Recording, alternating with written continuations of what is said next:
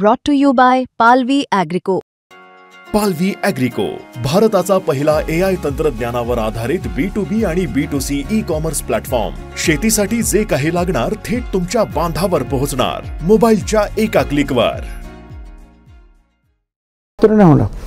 ते नारायण राणे आणि नितीश राणे ते एकमेव मराठा राहतील.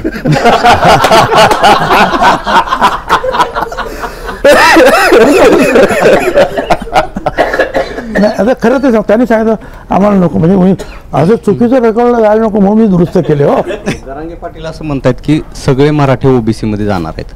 ठीक आहे, आपण त्यांना तुम्ही विरोध करताय, पण तुमच्या मतानुसार जे हैदराबाद गॅजेट असेल किंवा आधीच्या ह्याच्यानुसार बरेच मराठी ओबीसी मध्ये गेले आहेत. याचा अर्थ असा आहे की आता जरांगे पाटील हे ओबीसीचे मोठे नेते झालेले आहेत. तर एक ओबीसीचे मोठे नेते म्हणून तुम्ही त्यांना जाऊन भेटणार आहेत का?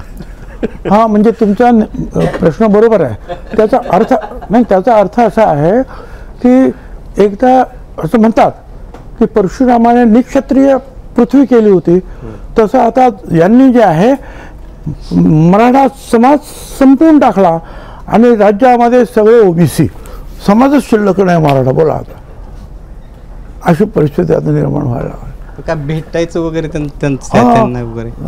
आता जर सगळे ओबीसी झाले काय, मराठा समाज संपला तर काय बाबा भेटावं पण लागेल कोणाला. पण एक असं आहे की आता तसे मेसेजेस पण एक मात्र नाही होणार.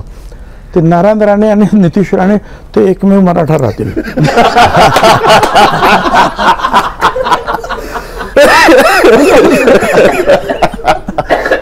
आता खरं ते त्यांनी सांगितलं आम्हाला नको, म्हणजे असं चुकीचं रेकॉर्डला जायला नको म्हणून मी दुरुस्त केले. हो, अजितदादांचं काय? अजितदादा राहतील की ते मला नाही, त्यांना विचारायला पाहिजे ना. पण तुमच्या दुसऱ्या पक्षाच्या नेत्यांबद्दल माहिती आहे. अरे तुमच्या पक्षाच्या नेत्याबद्दल माहिती नाही असं कसं? अरे असं कसं मला माहिती असणार?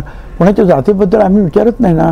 पण आज नितीश राणे सांगितलं की आम्ही 96 कोळी आहोत, आम्हाला आरक्षण नको, म्हणून मी म्हणालो की त्यांना आरक्षण नको. एक तरी मराठा निघाला की आम्हाला आरक्षण नको आहे सांगणार, याचा अर्थ बाकीचे लोक. आणि म्हणून म्हटलं मराठा संपणार की काय महाराष्ट्रातून, सगळेच ओबीसी.